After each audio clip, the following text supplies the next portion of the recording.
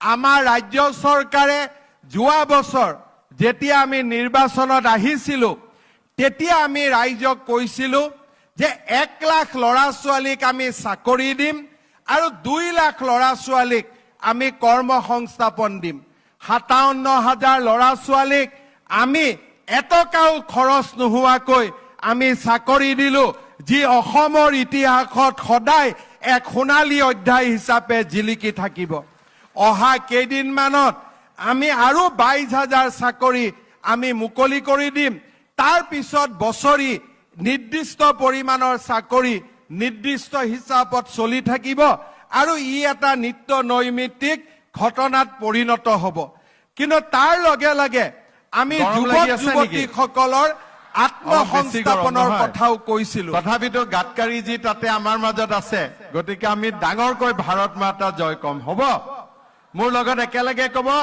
ভাৰত মাতা কি ভাৰত মাতা কি নৰেন্দ্ৰ মোদী নীতিন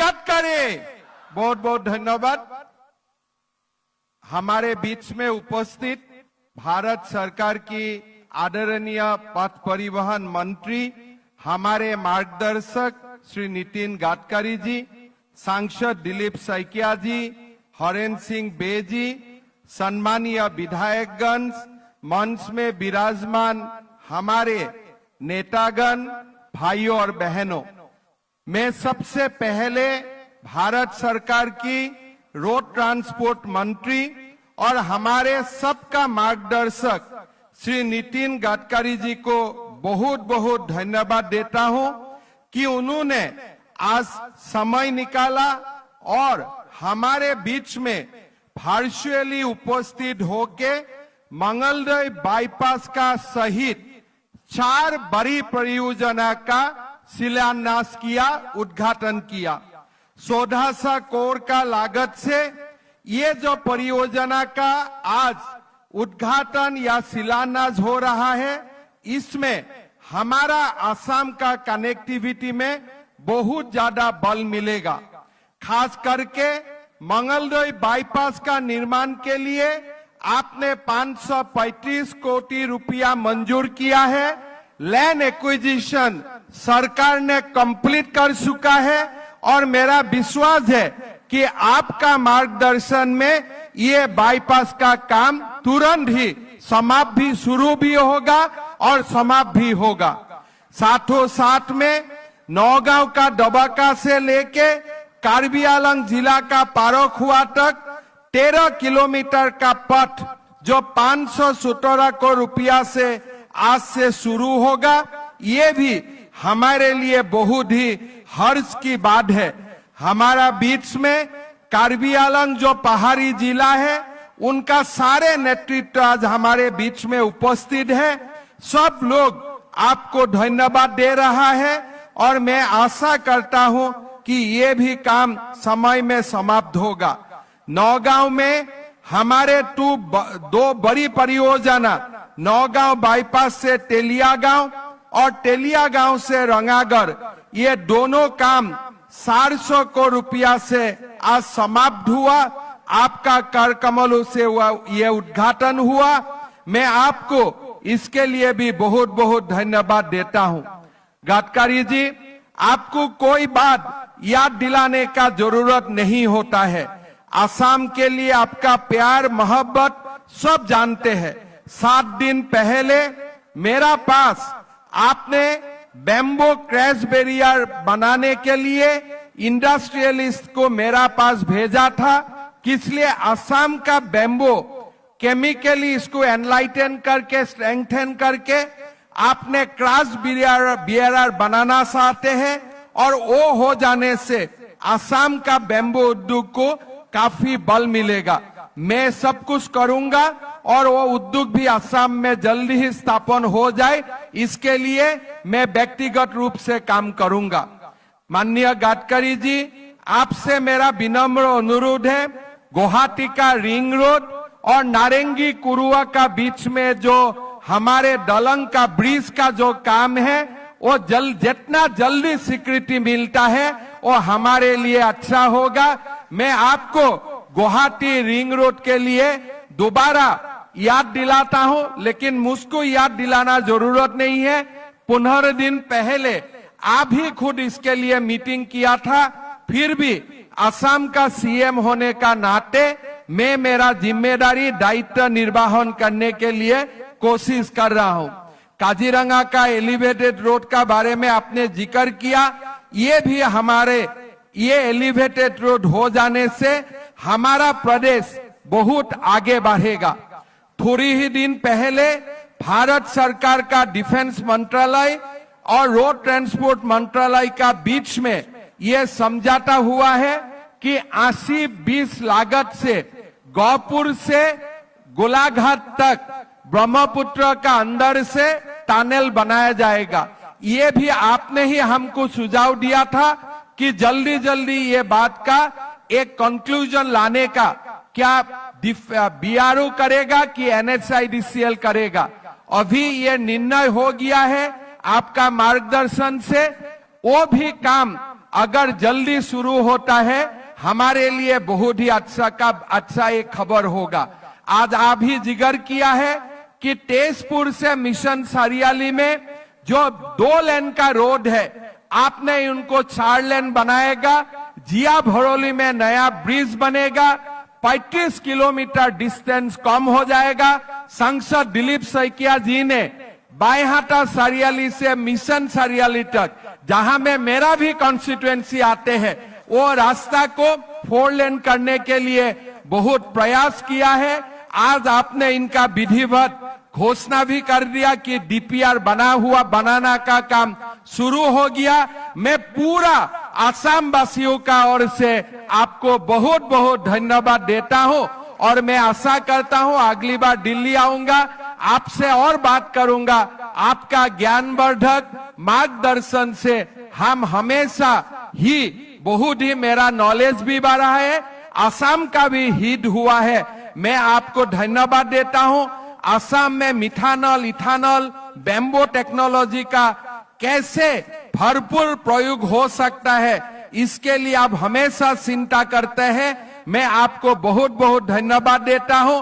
प्रधानमंत्री मोदी जी का नेतृत्व में असम का विकास के लिए आप जो कुछ कर रहा है, इसके लिए मैं असम वासियों का ओर से प्रधानमंत्री मोदी जी और आपको बहुत बहुत धन्यवाद और साधुवाद देता हूं। श्रद्धा राइज, ঐতিহাসিক দৰং জিলাৰ উন্নয়নৰ ইতিহাসত আজি এক স্বৰ্ণীল দিন। এই পবিত্ৰ স্থানত উপস্থিত হৈ দৰং জিলাৰ বাবে ৰাজ্য চৰকাৰে ৰূপায়ণ কৰা কেইবাটাও প্ৰকল্প তথা ভাৰত চৰকাৰৰ উদ্যোগত আৰম্ভ হ'বলগীয়া 4টাকৈ পথ পৰিবহন প্ৰকল্পৰ উদ্বোধনী অনুষ্ঠানত যোগদান দিবলৈ পাই মই নিজকে ধন্য মানিছো। আজিৰ এই শুভ দিনটোত দৰংবাসীৰ লগতে নগাঁও আৰু কাৰ্বি আলংবাসীকো ধন্যবাদ জনাইছো।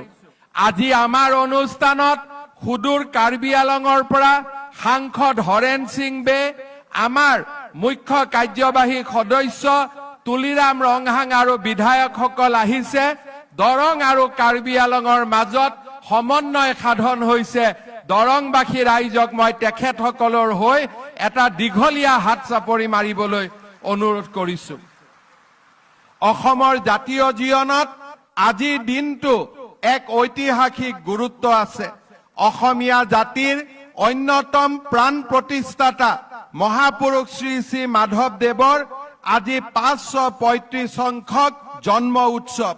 অসমত ভক্তি আন্দোলনৰ শক্তিশালী ভেটি নিৰ্মাণ কৰাত যি কেইগৰাকী মহাপুৰুষে গুৰুজনা শংকৰদেৱক অন্তঃকৰণেৰে সহযোগ কৰিছিল আৰু ভক্তি আন্দোলনৰ অন্যতম চালিকা শক্তি হিচাপে আধ্যাত্মিক নৱজাগৰণৰ প্ৰবক্তা ৰূপত অৱতীৰ্ণ হৈছিল, সেইসকলৰ ভিতৰত মহাপুৰুষ মাধৱদেৱ আছিল অনন্য। মহাপুৰুষ মাধৱদেৱে মহাপুৰুষ শ্ৰীমন্ত শংকৰদেৱৰ ভক্তি আন্দোলনৰ মাজত ভগৱান শ্ৰীকৃষ্ণৰ দৰ্শনসমূহ তুলি ধৰাৰ বাবে বৌদ্ধিক আৰু সাংস্কৃতিক দিশত দি যোৱা অৰিহণা আজিও আমাৰ জাতিটোৰ বাবে এক অমূল্য সম্পদ। নামঘোষা হৈছে তেৰাৰ অন্যতম কৃতি। মাধৱদেৱে নামঘোষাৰ উপৰিও ভক্তি ৰত্নাৱলী, বৰগীত, ঝুমুৰা আদি ৰচনাৰে আমাৰ জাতীয় জীৱন সমৃদ্ধ কৰি থৈ গৈছে। আমাৰ চৰকাৰৰ দ্বিতীয় বৰ্ষপূৰ্তিৰ দিনা মই নাৰায়ণপুৰলৈ গৈ মাধৱদেৱ কলাক্ষেত্ৰ উদ্বোধন কৰি তেৰাৰ প্ৰতি আমাৰ ভক্তি ভৰা শ্ৰদ্ধা নিবেদন কৰিছিলো। আজি আমাৰ বাবে এটা গৌৰৱৰ দিন। প্ৰধানমন্ত্ৰী নৰেন্দ্ৰ মোদী ডাঙৰীয়াই বিশ্বাস কৰে যে এখন দেশৰ যদি উন্নতি হ'ব লাগে, পৰিবহন ব্যৱস্থাৰ আটাইতকৈ বেছি প্ৰয়োজনীয় ট্ৰান্সফৰমেশ্যন থ্ৰু ট্ৰান্সপৰ্টেশ্যন। এয়া আছিল প্ৰধানমন্ত্ৰী নৰেন্দ্ৰ মোদী ডাঙৰীয়াৰ অমুক বাণী। আজিৰ এই দিনটোত মই মঙলদৈ লোকসভা সমষ্টিৰ সাংসদ দিলীপ শইকীয়া ডাঙৰীয়াক অন্তৰৰ গভীৰতম কোণৰ পৰা ধন্যবাদ জনাম যে তেখেতৰ একক প্ৰচেষ্টাত আজি মঙলদৈ বাইপাছৰ নিৰ্মাণৰ কাম হাতত লোৱা হৈছে। মই সমূহ ৰাইজক দিলীপ শইকীয়া ডাঙৰীয়াৰ কাৰণে এটা দীঘলীয়া হাত চাপৰি দিবলৈ অনুৰোধ কৰিম। শ্ৰদ্ধাৰ ৰাইজ, আজি আমাৰ বাবে অন্যতম আনন্দৰ দিন যে আমি ৰাজ্যত ইতিমধ্যে বঙাইগাঁও, নলবাৰী, তামুলপুৰ, মৰিগাঁও, বিশ্বনাথ, গোলাঘাট, মাজুলী, যোৰহাট, লখিমপুৰ, ধেমাজি আৰু ডিব্ৰুগড়ত 15,000 কোটি টকাৰে বিকাশৰ এদিন কাৰ্যসূচী আমি আৰম্ভ কৰিছিলো। পৰৱৰ্তী সময়ত কামৰূপ মহানগৰ জিলা, কামৰূপ জিলা আৰু ওদালগুৰিতো কেইবা হাজাৰ টকাৰ প্ৰকল্পৰ উদ্বোধন আৰু শিলান্যাস কৰা হৈছিল। বিকাশৰ এই অনিৰুদ্ধ গতিক আগুৱাই লৈ যোৱাৰ বাবে আজি মঙলদৈ জিলাত প্ৰায় 1000 কোটি টকাতকৈও বেছি আঁচনিৰ কাম আমি আৰম্ভ কৰিছো। দৰং জিলাত 4 লেনযুক্ত মঙলদৈ বাইপাছকে ধৰি আজি বিভিন্ন আঁচনিৰ উদ্বোধনে দৰং জিলাৰ ঐতিহ্যমণ্ডিত আমাৰ ইতিহাসক আৰু এখোজ আগুৱাই লৈ গ'ল। ঐতিহাসিক, সাংস্কৃতিক আৰু ৰাজনৈতিক সকলো দিশৰ পৰাই দৰং জিলাৰ এক গৌৰৱ উজ্জ্বল ঐতিহ্য, ভৌগোলিক গুৰুত্ব আৰু বিশেষত্ব আছে। খ্ৰীষ্টীয় নৱম শতিকাৰ প্ৰাচীন দৰং অঞ্চল সুবৰ্ণপীঠ আৰু সৌমাৰ পীঠত অন্তৰ্ভুক্ত আছিল। কোচ ৰজাৰ দিনত 1615 খ্ৰীষ্টাব্দত প্ৰতিষ্ঠিত দৰং ৰাজ্যৰ চাৰিসীমা সূৰ্যখৰি দৈবজ্ঞৰ দৰং ৰাজবংশাৱলী মতে উত্তৰে গমিৰিগিৰি ভূটান পাহাৰ, পূবে ভৈৰৱী বা ভৰলী নদী, দক্ষিণে শ্ৰী পাহাৰ আৰু পশ্চিমে কৰতোৱা নদী পৰ্যন্ত দৰং ৰাজ্য বিস্তৃত হৈ আছিল। পৰৱৰ্তী সময়ত এই চাৰিসীমা সংকুচিত হৈছিল আৰু ব্ৰিটিছৰ অধীনত 1833 খ্ৰীষ্টাব্দত পশ্চিম বৰনদীৰ পৰা পূবে বিশ্বনাথলৈ সীমা ধৰি দৰং জিলা গঠন কৰা হয়। বৰ্তমানৰ দৰং, শোণিতপুৰ আৰু ওদালগুৰি জিলা পুৰণি দৰং জিলাৰ অন্তৰ্ভুক্ত আছিল। দৰং জিলাত উদ্ধাৰ হোৱা প্ৰাচীন শিলৰ খোদিত মূৰ্তি আৰু বিভিন্ন কাৰুকাৰ্যই এক স্পষ্ট ধাৰণা দিয়ে যে এই জিলাখন এসময়ৰ বান ৰজাৰ অধীনত বা তেওঁৰ প্ৰভাৱ আছিল।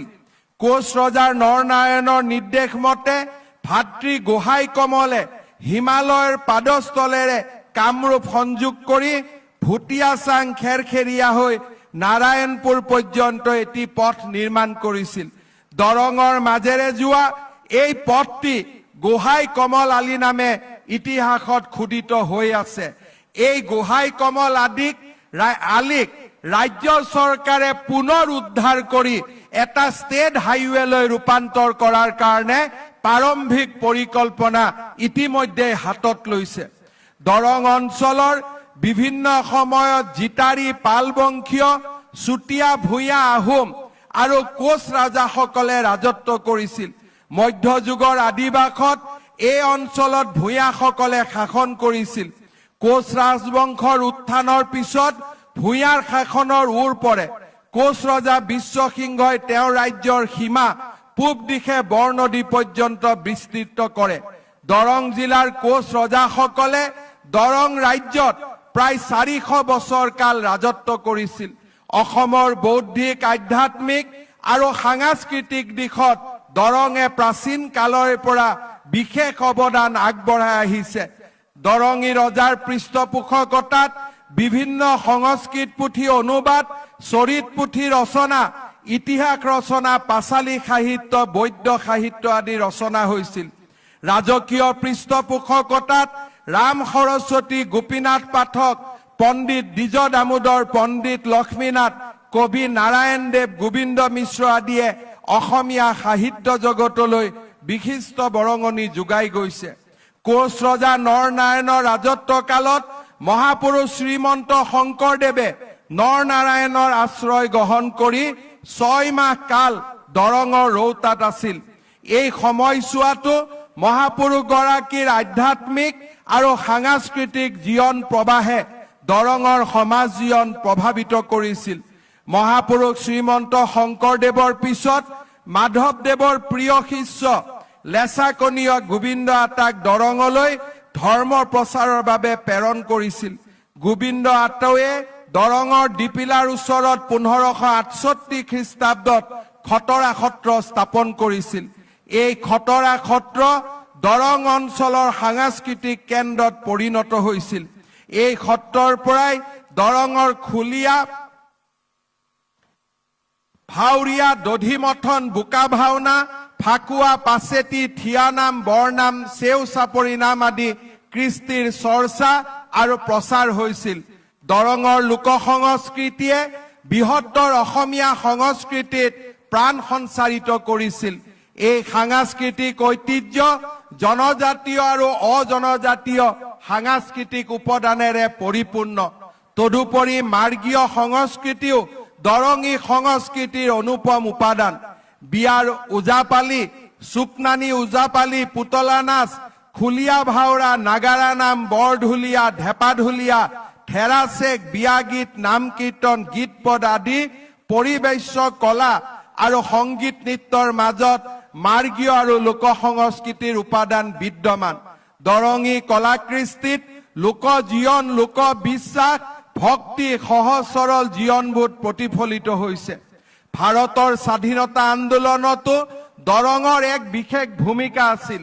ভাৰতৰ স্বাধীনতা আন্দোলনৰ এক গৌৰৱ উজ্জ্বল অধ্যায় হৈছে পথৰুঘাটৰ কৃষক বিদ্ৰোহ। অসমৰ কৃষকৰ অদম্য সাহস আৰু অদমনীয় সত্তাৰ প্ৰতিভূ হৈছে পথৰুঘাটৰ কৃষক বিদ্ৰোহ। 1894 চনত সংগঠিত এই বিদ্ৰোহত বহু অসমীয়া কৃষকে ব্ৰিটিছ শাসকৰ অন্যায় আৰু শোষণৰ প্ৰতিবাদ কৰি দেশমাতৃৰ হকে প্ৰাণ আহুতি দিছিল। খাজনা বৃদ্ধিৰ প্ৰতিবাদত সূচনা হোৱা এই বিদ্ৰোহে পৰৱৰ্তী পৰ্যায়ত অসমত ভাৰতৰ স্বাধীনতা আন্দোলনক এক নতুন গতি প্ৰদান কৰিছিল। এনে এক গৌৰৱময় ইতিহাসেৰে সমৃদ্ধ দৰং জিলাত বিকাশৰ বাবে এদিন কাৰ্যসূচীৰ অধীনত কেন্দ্ৰ আৰু ৰাজ্য চৰকাৰৰ কেইবাটাও বিকাশমুখী প্ৰকল্পৰ শুভ উদ্বোধন আৰু শিলান্যাস অনুষ্ঠানত উপস্থিত থাকিবলৈ পাই মই নিজে গৌৰৱ অনুভৱ কৰিছো। কেন্দ্ৰীয় চৰকাৰৰ আঁচনিসমূহৰ উপৰিও আজি ৰাজ্য চৰকাৰৰ উদ্যোগত আমি 10 কোটি টকা ব্যয় সাপেক্ষ চিপাঝাৰৰ ক্ৰীড়া প্ৰকল্প উদ্বোধন কৰিছো। মেনাপাৰা ভকতপাৰা পথৰো নিৰ্মাণৰ কাম 8 কোটি টকাৰে সম্পন্ন কৰা হৈছে।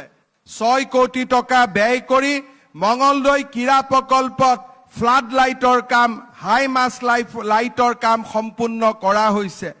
প্ৰায় 4 কোটি টকা ব্যয়েৰে ধলপুৰত শিৱধাম মন্দিৰো আজি আমি নিৰ্মাণ কৰি ৰাইজৰ সেৱাত উৎসৰ্গা কৰিছো। ধুলা আদৰ্শ উচ্চ মাধ্যমিক বিদ্যালয়ৰো আজি 50 লাখ টকা ব্যয়েৰে নৱনিৰ্মিত ভৱন আমি উদ্বোধন কৰিছো। শ্ৰদ্ধা ৰাইজ, ৰাজ্য চৰকাৰে অসম মালাৰ অধীনত 2টা বৃহৎ আঁচনি দৰং জিলাৰ বাবে অনুমোদন কৰিছিল। 283 কোটি টকা ব্যয় কৰি চিপাঝাৰ আৰু টংলাৰ মাজত সমগ্ৰ টকা ৰাজ্য চৰকাৰৰ নিজৰ পুঁজিৰে ব্যয় কৰি আজি আমি পথ নিৰ্মাণৰ কাম হাতত লৈছো। ইয়াৰ উপৰিও দলগাঁও ধূপগুৰি হৈ একেবাৰে শোণিতপুৰ জিলাত উঠিব পৰাকৈ 204 কোটি টকাৰে 19 কিলোমিটাৰ পথ নিৰ্মাণৰ কামো আজি দ্ৰুত গতিত আগবাঢ়িছে। এই দুইটা পথৰ উপৰিও মঙলদৈ ভুটিয়াচাং পথ উন্নত কৰাৰ বাবেও 5 কিলোমিটাৰ পথ নিৰ্মাণৰ বাবে 5.5 কোটি টকা আমি আজি অনুমোদন দিছো। ইয়াৰ উপৰিও মুখ্যমন্ত্ৰীৰ পকীপথ নিৰ্মাণ আঁচনি আৰু মুখ্যমন্ত্ৰীৰ পথ নৱীকৰণ আঁচনিৰ অধীনতো দৰং জিলাৰ 4টা সমষ্টিতে প্ৰায় 50 কোটি টকাৰ পথ নিৰ্মাণৰ আঁচনিৰ কামো আজি আমি আৰম্ভ কৰিছো। ইয়াৰ উপৰিও আমাৰ মথাউৰিসমূহক পক্কি কৰি ৰাস্তা আৰু গাড়ী চলাচল কৰিব পৰাৰ ব্যৱস্থা এখন নতুন আঁচনি ৰাজ্য চৰকাৰে আৰম্ভ কৰিছিল। আজি আমি নোৱা নদী মথাউৰিৰ বাঁহজানিৰ পৰা আৰু কুৰুৱা ৰিং বান্ধত পকী ৰাস্তা নিৰ্মাণ কৰিব খুজিছো, যাতে মটৰ গাড়ী তাত পৰিবহন হ'ব পাৰে। মই আজি এই আটাইকেইটা অনুষ্ঠান আনুষ্ঠানিকভাৱে উদ্বোধন কৰিছো। শ্ৰদ্ধাৰ ৰাইজ, যোৱা কেইদিনমান আগতে মই মঙলদৈলৈ আহিছিলো আৰু মঙলদৈত স্কিল ইউনিভাৰ্চিটিৰ আধাৰশিলা স্থাপন কৰিছিলো। বহুতে বিশ্বাস কৰিছিল, বহুতে বিশ্বাস কৰা নাছিল। আজি মঙলদৈত দিনে নিশাই স্কিল ইউনিভাৰ্চিটিৰ নিৰ্মাণৰ কাম আৰম্ভ হৈছে আৰু ইয়ে প্ৰমাণ কৰে যে ৰাজ্য চৰকাৰে দৰং জিলাৰ উন্নয়নৰ বাবে কিমান গুৰুত্ব সহকাৰে কাম হাতত লৈছে। সিদিনাখন দৰং জিলাৰ কেঞ্চাৰ হস্পিটালৰো শুভ উদ্বোধন প্ৰধানমন্ত্ৰী নৰেন্দ্ৰ মোদী ডাঙৰীয়াৰ কৰ কমলেৰে সম্পন্ন কৰা হৈছিল।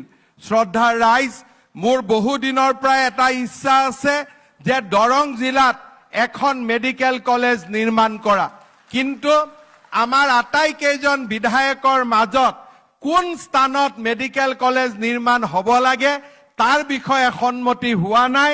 মই ভাবো যে সাংসদ দিলীপ শইকীয়াই হেডমাষ্টাৰৰ ভূমিকা পালন কৰি গোটেইকেইটা সমষ্টিৰ মাজত একত্ৰিত কৰি মেডিকেল কলেজৰ স্থান নিৰ্ধাৰণ কৰি দিলে আমি অতি সোনকালে দৰঙত এখন মেডিকেল কলেজৰ নিৰ্মাণৰ কামো আমি হাতত ল'ব পাৰিম। শ্ৰদ্ধাৰ ৰাইজ, মই বহুত দীঘলীয়াকৈ ক'ব খোজা নাই। ইমান গৰমত আপোনালোক যে মিটিঙত বহি আছে, দৰঙৰ মানুহ বুলিহে বহিব পাৰিছে, মোৰ দ্বাৰা বহাটো সম্ভৱ নহ'লহেঁতেন। আপোনালোকক মই বহুত বহুত ধন্যবাদ জনাইছো। ইমান ভৰ গৰমতো আপোনালোকে ইয়াত উপস্থিত হোৱাই ইয়ে প্ৰমাণ কৰিছে যে দৰঙৰ ৰাইজে উন্নয়ন ভাল পায়, দৰঙৰ ৰাইজে বিকাশ ভাল পায়, আৰু সেইবাবে মই আপোনালোকক পুনৰ এবাৰ ধন্যবাদ জনাইছো। শ্ৰদ্ধাৰ ৰাইজ, মই 3টা আঁচনিৰ কথাৰে মই মোৰ বক্তব্য সামৰণি মাৰিব খুজিছো, যাতে আমাৰ দৰঙৰ আই মাতৃ, দৰঙৰ দৰিদ্ৰজন আৰু দৰঙৰ যুৱক যুৱতীসকলে লাহে লাহে এই আঁচনিকেইটাৰ বাবে সাজু হ'ব পাৰে। আমাৰ ৰাজ্য চৰকাৰে যোৱা বছৰ যেতিয়া আমি নিৰ্বাচনত আহিছিলো, তেতিয়া আমি ৰাইজক কৈছিলো যে 1 লাখ ল'ৰা ছোৱালীক আমি চাকৰি দিম আৰু 2 লাখ ল'ৰা ছোৱালীক আমি কৰ্ম সংস্থাপন দিম। 57,000 ল'ৰা ছোৱালীক আমি এটকাও খৰচ নোহোৱাকৈ আমি চাকৰি দিলো, যি অসমৰ ইতিহাসত সদায় এক সোণালী অধ্যায় হিচাপে জিলিকি থাকিব। অহা কেইদিনমানত আমি আৰু 22,000 চাকৰি আমি মুকলি কৰি দিম। তাৰ পিছত বছৰি নিৰ্দিষ্ট পৰিমাণৰ চাকৰি নিৰ্দিষ্ট হিচাপত চলি থাকিব আৰু ই এটা নিত্য নৈমিত্তিক ঘটনাত পৰিণত হ'ব।